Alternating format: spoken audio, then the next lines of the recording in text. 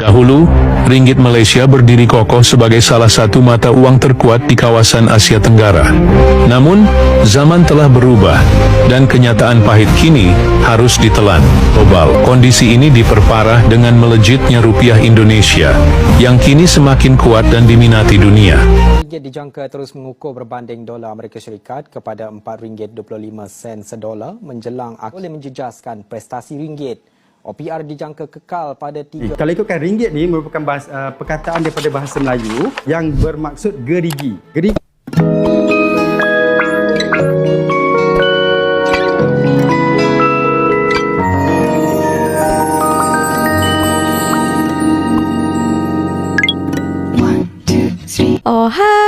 Halo, hai semuanya. Apa kabar teman-teman?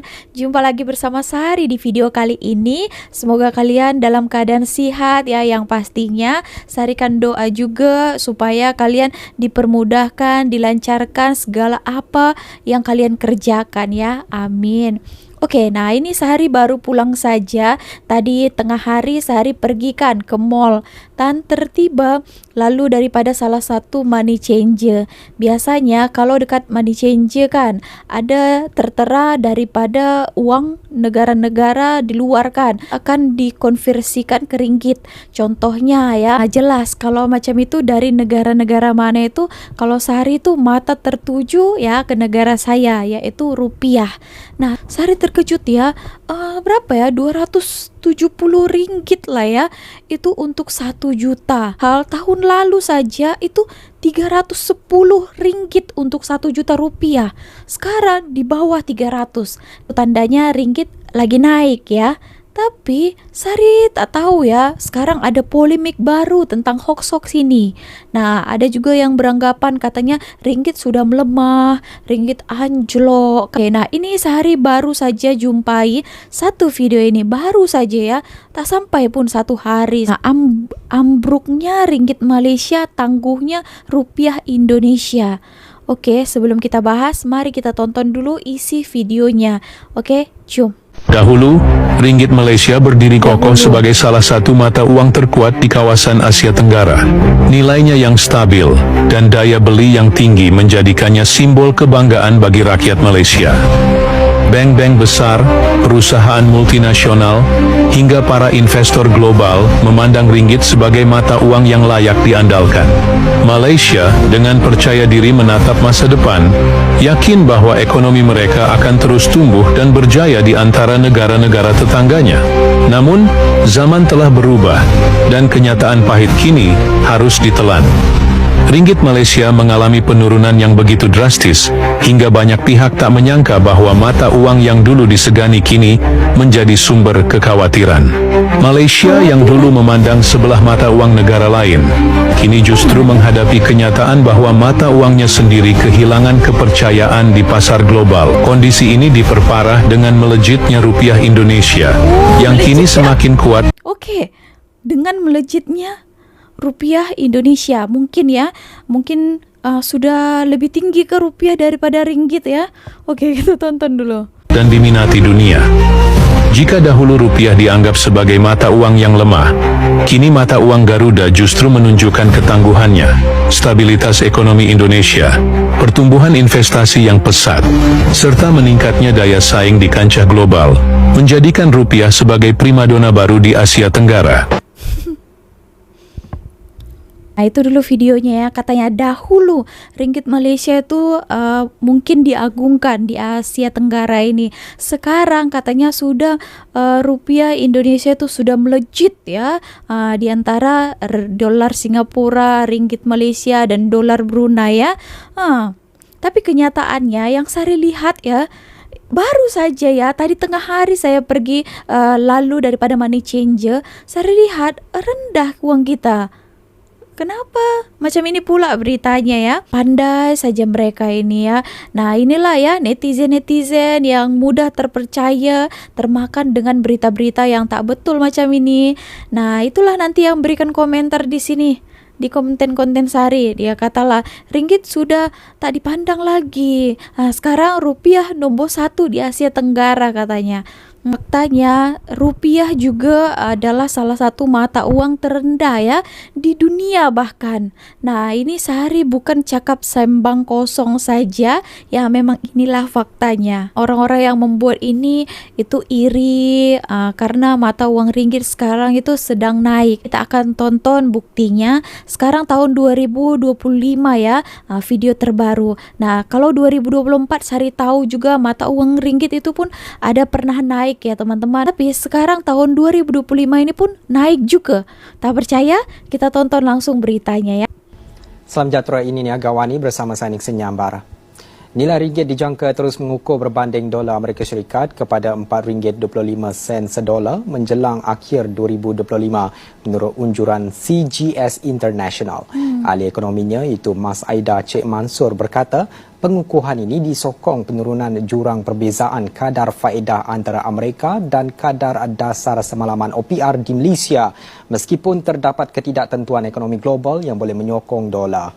Berdasarkan nota penyelidikannya, ringgit dijangka mengukuh daripada RM4.40 sedolar pada akhir 2024 kepada RM4.25 sedolar menjelang akhir 2025. Namun beliau memberi amaran terdapat risiko kelemahan terhadap nilai ringgit termasuk kemungkinan perubahan nada dasar moneteri Amerika Syarikat yang kurang diplomasi serta penyesuaian jangkaan terhadap pengurangan kadar faedah oleh Reserve Persekutuan Fed. Selain itu, perubahan dalam selera pelaburan syarikat berkaitan kerajaan GLIC terhadap penghantaran pulang dan penukaran hasil mata wang asing juga boleh menjejaskan prestasi ringgit. OPR dijangka kekal pada 3.00%. Sementara itu, Mas Aida menjangkakan OPR akan kekal pada paras semasa 3.00% sehingga akhir 2025 dengan dua faktor bertentangan mempengaruhi hala tuju dasar moneteri negara. Itulah tadi faktanya ya, tahun 2025 itu ringgit itu dijangka naik ya. Walaupun ekonomi dunia itu ada naik turunnya, tapi untuk sementara ini ringgit naik. Mari lihat ya, malah rupiah yang jatuh ya. Nah, disebabkan Sari buktikan sendiri ya. Sari lihat penukaran di money change. Nah, kalau kalian bilang ringgit itu sudah tidak harganya, yang jelas-jelas nilai mata uang ringgit itu jauh lebih tinggi daripada kita, 3 kali lipat lebih ya, 3,5 lah. Sekarang 3.500 untuk 1 ringgit ya, 3.500 rupiah. Bagaimana kalau ringgit jatuh? Ya otomatis kita rupiah pun lagi jatuh ya. Mari kita lanjut ke video selanjutnya, kehebatan ringgit dibandingkan rupiah. Oke, so langsung saja ke videonya. Mungkin ramai yang tertanya-tanya mengapa terdapat imej kijang pada wang kertas kita yang juga merupakan logo Bank Negara Malaysia.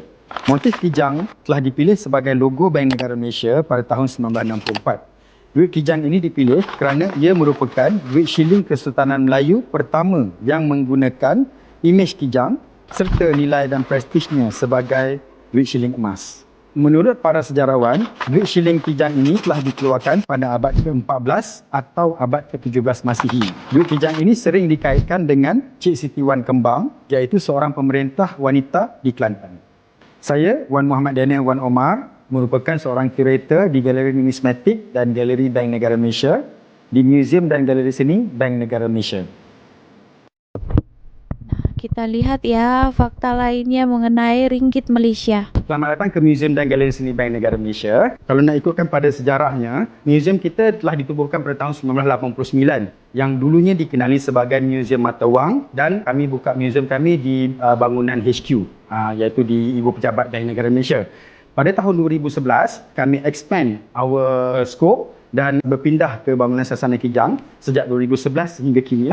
Museum dan Galeri Seni Bank Negara Malaysia ditubuhkan sebagai informal learning center, menekankan tentang pendidikan kewangan dan juga numismatik serta art heritage. Sebab tu kalau kita tengok dekat galeri kita ni, kita ada pelbagai galeri. Di samping kita ada galeri numismatik, kami juga ada galeri kanak-kanak, di mana kami mendidik kanak-kanak sejak kecil lagi tentang bagaimana untuk menyimpan, berkongsi dan juga untuk berbelanja. Dari kecil pun sudah diajar ya budak-budak di Malaysia ini. Sebelum Bank Negara Malaysia mengeluarkan mata wang kita pada tahun 1967, negara kita yang dulunya dikenali sebagai Tanah Melayu menggunakan mata wang yang dikeluarkan oleh Kesultanan Melayu. Sebagai contoh, pada abad ke-12 kita menggunakan mata wang yang dikeluarkan oleh Kesultanan Kedah.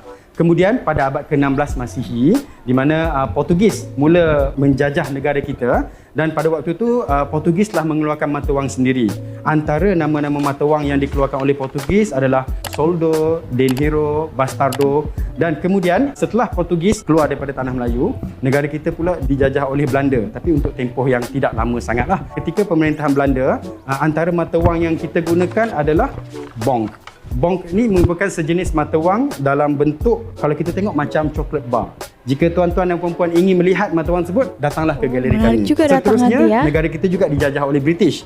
Pada peringkat awal, British masuk ke Pulau Pinang. Kemudian wujudnya Straits Settlement. Bila Straits Settlement wujud, zaman Queen Victoria, mereka juga mengeluarkan mata wang British yang dikenali sebagai dolar.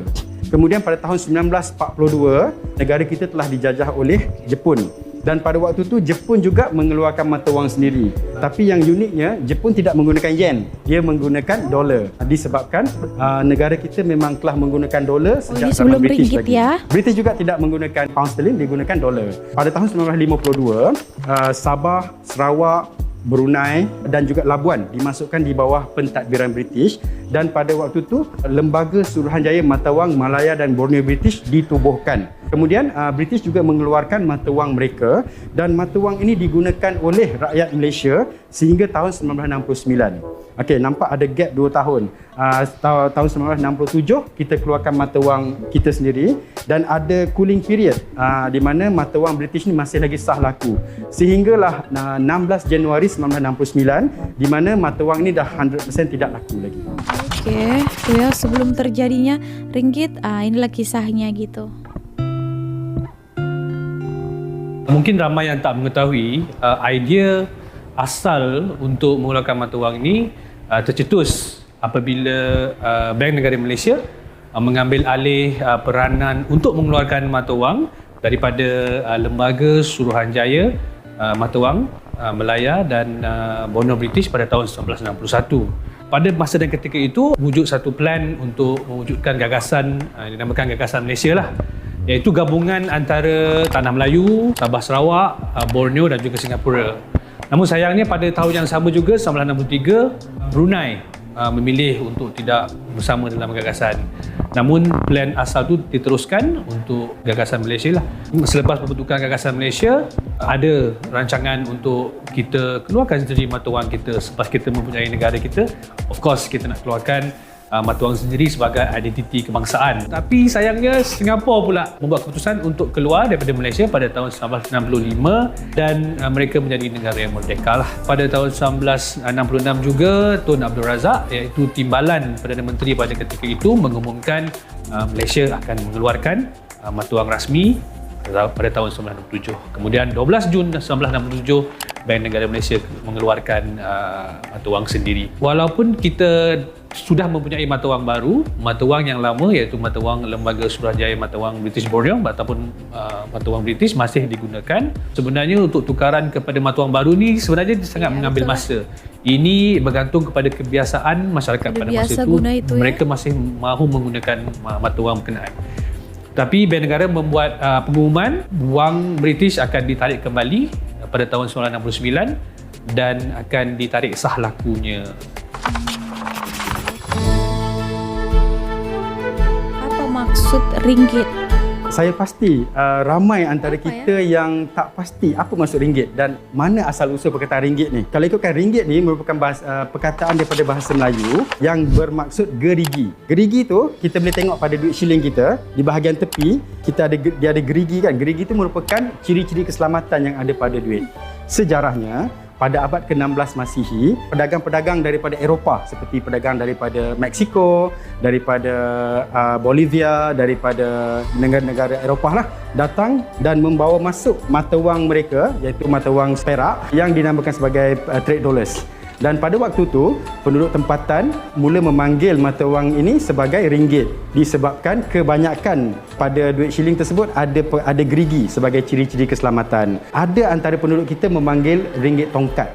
disebabkan atas permukaan duit shilling tersebut terdapat seorang wanita yang memegang tongkat, dan ada juga yang dipanggil ringgit matahari sebab bentuk dia macam matahari, dan ada juga ringgit patung dan pelbagai jenis ringgit lagi lah. Kemudian pada tahun 1849 salah satu bank iaitu Oriental Banking Corporation telah mengeluarkan wang kertas dengan rasminya menggunakan perkataan ringgit, tapi wang kertas ini untuk digunakan di Singapura sebab sebelum ni tanah Melayu dan Singapura menggunakan mata wang yang sama. Kalau kita lihat juga pada mata wang yang dikeluarkan oleh British ketika zaman Straits Settlement, Board of Commissioners of Currency Malaya dan kemudian Board of Commissioners of Currency Malaya and British Borneo, semuanya terdapat perkataan ringgit.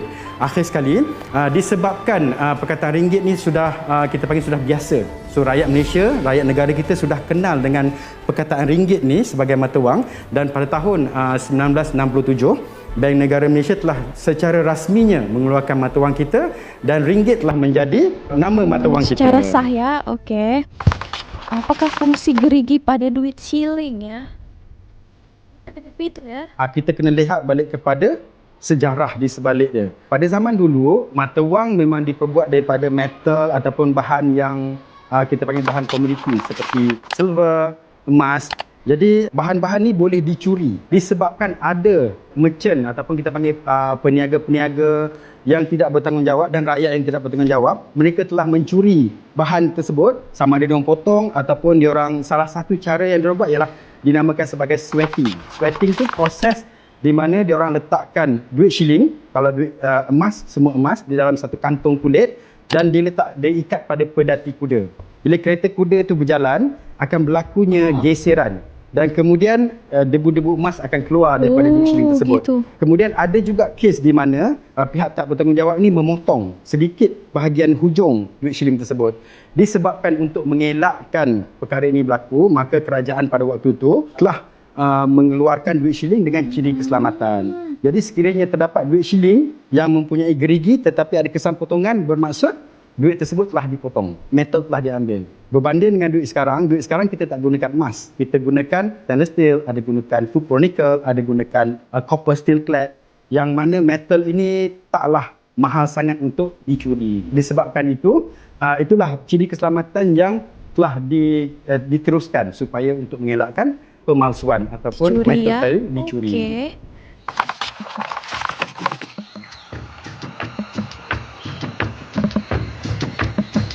Untuk pengetahuan semua, Bank Negara Malaysia dah mengeluarkan 4 siri mata wang dan juga 3 siri duit siling lah.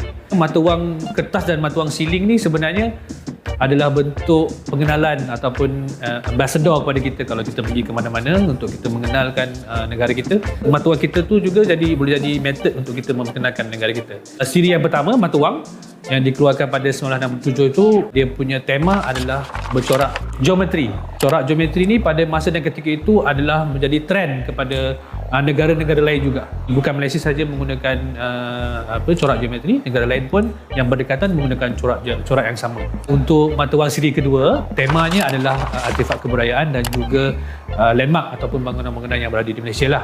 Antara bangunan yang dipamerkan adalah parlimen yang melambangkan Malaysia sebagai kerajaan demokrasi berparlimen, dan kemudian ada monumen seperti Tugu Negara dan juga Masjid Negara dan sebagainya lah. Kemudian siri yang ketiga yang dikeluarkan pada tahun 1996 bertemakan wawasan 2020. Pada ketika itu Perdana Menteri kita Tun Mahathir Mohamad memiliki visi untuk Malaysia mencapai status negara maju pada tahun 2020. Dengan itu tema-tema yang diletakkan di situ adalah plan pembangunan negara Malaysia sendiri seperti LRT, pelantar minyak. Kemudian siri yang keempat adalah yang masih digunakan sekarang, bertemakan keunikan Malaysia, di mana kita juga ingin memperkenalkan negara Malaysia sebagai contoh Rafflesia, Penyu Belimbing dan Penyu Kara. Kemudian kita ada Taman Negara. Seperti mana yang kita tahu, siri untuk mata wang dan siri shilling ni perubahan pergantian setiap siri itu kalau kita boleh tengok adalah sekitar 14 ke 15 tahun. Ini sebenarnya adalah trend antarabangsa apabila adanya teknologi yang terbaru ataupun ciri-ciri keselamatan yang terbaru yang akan kita letakkan di mata wang kita untuk menambahkan lagi ciri keselamatannya, ataupun mungkin banyak berlaku pemalsuan mata wang yang kita perlu menambahkan ciri keselamatan. Pada masa yang sama, kita juga mengambil kira feedback ataupun maklum balas daripada masyarakat dari segi penggunaan itu sendiri. Banyak yang mengatakan susah, duit 50 sen yang kita gunakan sebelum ni sangat besar dia punya saiz. So kalau letak dalam kita punya kocek ataupun dalam kita punya wallet, dia akan menyebabkan wallet tu rosak ataupun kocek kita bocor. Kita ambil maklum balas tu, kita tukar dia punya design ataupun material daripada saiz yang besar, tukarkan pada saiz yang kecil. Daripada material yang berat, kita masukkan material yang lebih ringan, iaitu stainless steel lah, seperti yang kita gunakan sekarang.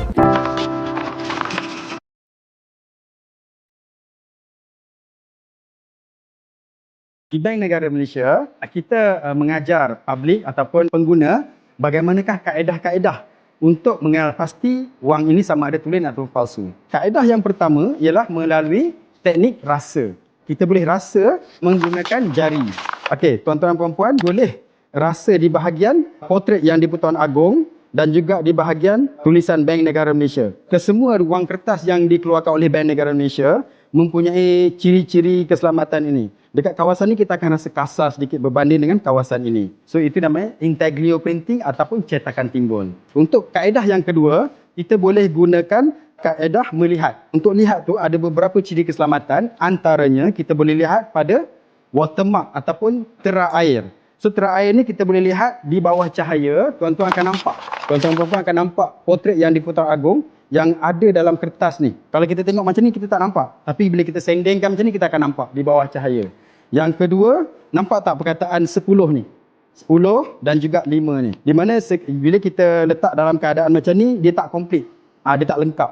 Jadi bila kita naikkan di bawah cahaya akan wujudnya satu image yang lengkap. Sama ada nombor 10, nombor 20 ataupun nombor 5 berdasarkan nilai duit tadi. Untuk teknik ketiga ataupun kaedah ketiga, kita boleh pastikan sama ada duit ini palsu atau tulen menggunakan cahaya UV. Bila kita suluh pada wang kertas ni akan nampak elemen-elemen UV. Okey, di bahagian muka hadapan akan nampak kita panggil sebagai fluorescent fiber ataupun berbenang keselamatan. Dan pada muka belakang pula kita boleh nampak huruf 1, ada logo Bank Negara di atasnya, dan di atas bunga Rafflesia ni terdapat bunga dalam bentuk UV. Dan untuk semua nilai kita sertakan dengan ciri yang ketiga ni lah, iaitu kita boleh kenal pasti menggunakan UV light. Selain daripada menggunakan cahaya UV, salah satu kaedah lagi ialah menggunakan kanta pembesar. So menggunakan kanta pembesar, kita boleh lihat di bahagian bawah potret yang di-Pertuan Agong ni sebenarnya terdapat dia panggil micro lettering ataupun huruf mikro. Di mana di bawah kanta pembesar kita akan nampak dia akan tulis BNM RM10 untuk nilai RM10. Dan untuk RM5 dia akan tulis BNM RM5. Ini adalah antara ciri keselamatan yang memang tidak boleh ditiru oleh pemalsu mata wang. Seterusnya, kaedah keempat bagaimana kita nak kenal pasti wang ini tulen ataupun palsu ialah dengan kaedah sendeng. Macam ni cara nak sendeng tu. Okey, ini ada wang kertas.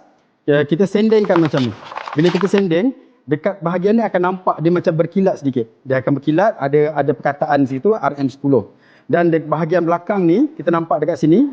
Ini pun bila kita sendengkan, kita akan nampak dekat situ ada huruf RM10 dan cahaya dia akan bertukar. Warna oranye keemasan.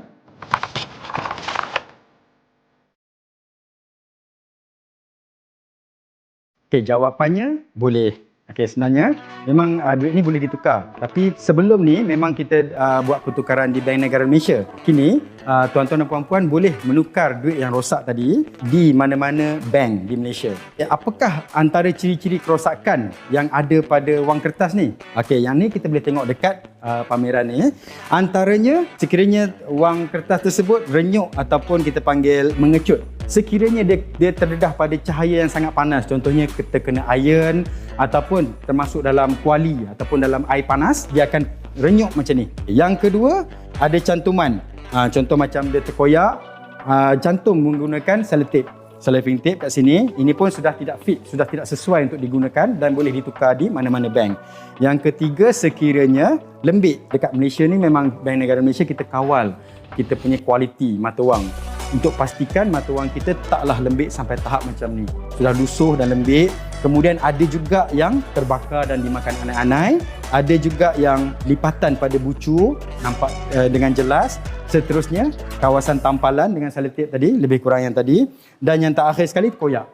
Koyak ataupun terbakar. Sekiranya dah berlaku macam ni, boleh tukar ke mana-mana bank. Sekiranya wang kertas tuan-tuan dan puan-puan terkoyak dan tinggal banyak ni saja. So yang ni masih lagi boleh ditukarkan, dan sekiranya wang kertas ni saiz dia lebih daripada 2/3, kita akan dapat balik dengan nilai yang penuh. Dan sekiranya wang kertas ini tinggal separuh ataupun lebih sedikit daripada separuh macam ni, boleh lagi tukar tetapi dapat RM5 sahaja. Kita tak dapatlah RM10 sebab dia separuh nilai. Dan sekiranya yang terkoyak tu besar ni saja, maksudnya kurang daripada separuh, ini tak ada value lah. Minta maaf, memang tak boleh tukar. Kalau pergi tukar pun rugi duit minyak je lah, memang tak boleh tukar. Jangan sekali-kali conteng duit kertas kita, especially di bahagian portrait yang di-Pertuan Agong. Sekiranya terdapat kesan contengan, contohnya lukisan misai dekat sini ataupun buat tai lalat ke apa ke, duit ni sudah tidak laku.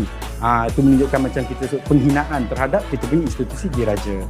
Dan kalau ada contengan berunsurkan politik, and then contengan berunsurkan lucah, dan contengan yang kita panggil maksimum, terlampau banyak contengan dan duit itu tidak laku.